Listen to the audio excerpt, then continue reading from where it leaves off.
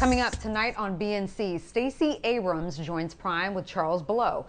Abrams reignited the fight to expand access to voting, and now she's again taking the lead in a new effort to get the For the People Act passed through Congress. She joins Charles to talk about Hot Call Summer, an outreach campaign aimed at flooding the inboxes of elected leaders across the country. Charles joins us with a preview of that interview later in the show. Now, speaking of Stacey Abrams' power and influence, she's also inspired a number of black women to run for political office at both the state and national level.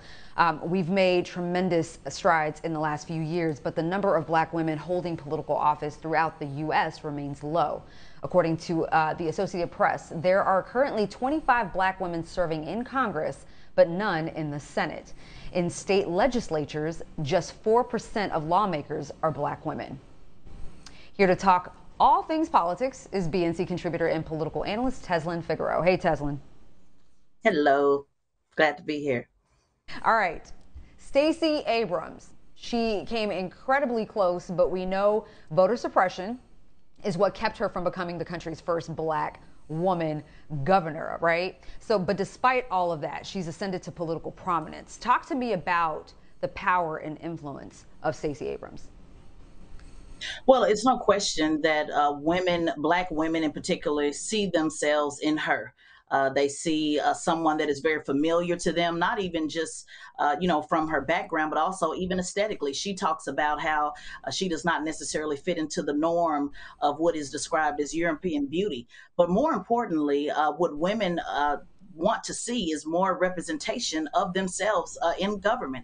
On your last segment, I was listening to it and thought it was very good. And one of the things they pointed out was if the laws are racist or if it's just the people enforcing the law. And I would say both. And that is the reason why it's so important that we have representation across the board.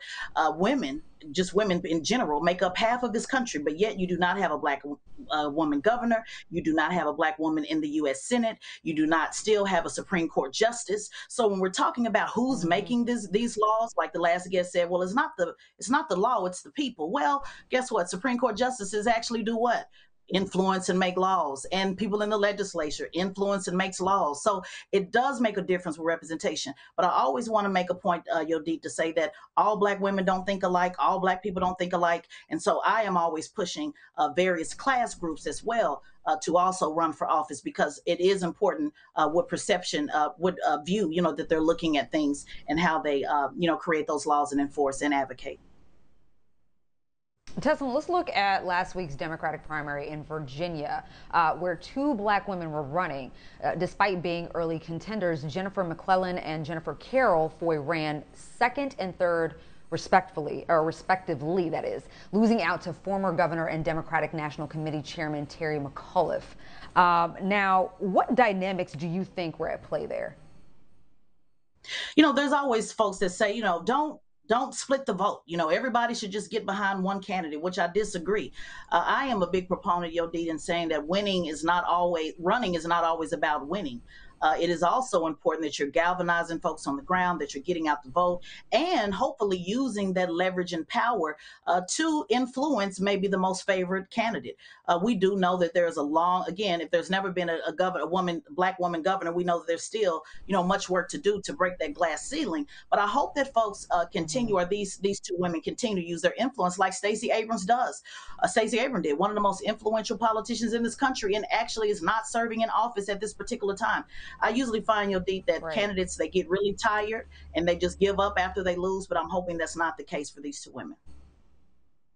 Okay, so you mentioned that we've never had a black female governor. Well, there's another black woman, Mia McLeod, is running for governor in 2022 in South Carolina. Take a listen. I come from a long line of servant leaders, going as far back as my great-great-grandfather. My name is Mia McLeod. I'm running for governor to build a South Carolina that can work for all of us, to bring new jobs to our state, and to support the people and the industries that are the backbone of our economy. Tezlyn, talk about the significance of a black woman running for governor and in a state like South Carolina.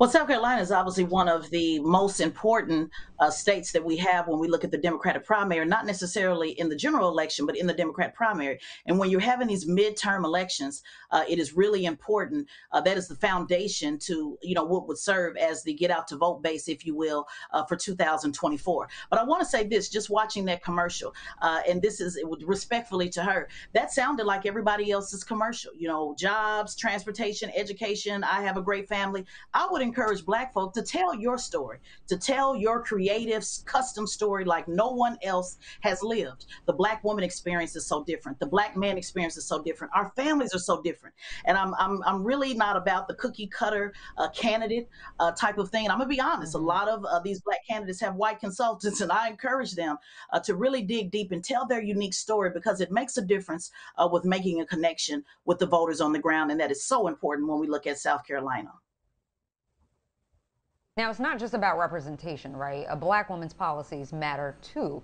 Val Demings, who announced she's running against Marco Rubio for Senate, she is a former Orlando police chief, and her background in law enforcement was a hot topic when she was on President Biden's shortlist for VP. Now, a Black woman with law enforcement experience, is it a selling point or a drawback for voters? Well, I know Val Demings personally. Orlando's my political stomping ground. She was the first person I interviewed in 2008 with the Tezlyn Figaro show. So I know her personally. I had an opportunity to see her, become police chief, and her husband, who was actually elected to sheriff.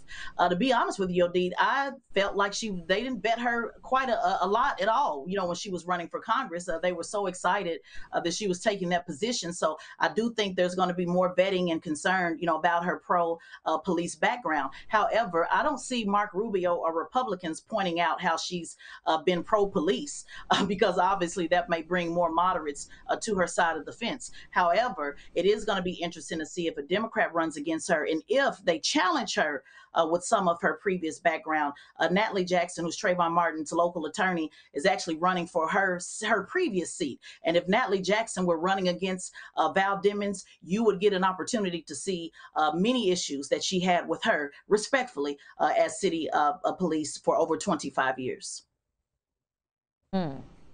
Now, we started off talking about more Black women getting in these races. What do you say to someone who is who's listening now and thinking about getting involved? Maybe it's a local race, maybe it's something bigger. Where do you start? Well, I hosted a training on last week, and it was called "Are You Gonna Run for Office or Run Your Mouth?" And I did a poll, and what I found, Yodit, is most people, they don't like politics, they don't want to get involved, but they're finding themselves frustrated because they just don't see the leadership within their local communities. They're disappointed with the federal level. I tell folks, run if you can. It doesn't matter who told you can't do it. It doesn't matter what your background is. Run for state and local offices. Run for precinct chair. Run for party chair. There's so many different positions that people can run for just to get involved. And most people get discouraged, Yodit, because they don't feel they have the expertise. It's why I'm constantly offering this training to folks to let you know that no matter what you are, if you were an OG on the streets, if you have a PhD or a GED, you can run and serve your constituents. And if nothing else, you'll make the favorite candidate give them a run for their money. And that's what's important. If you only get 500 people to the polls, you take those 500 and you go to the most favorite candidate and you tell them what your 500 is looking for and tell them to do it, or else you'll be running again in 2 years. BNC contributor and political analyst Tezlyn Figaro, pleasure having you as always. Thank you.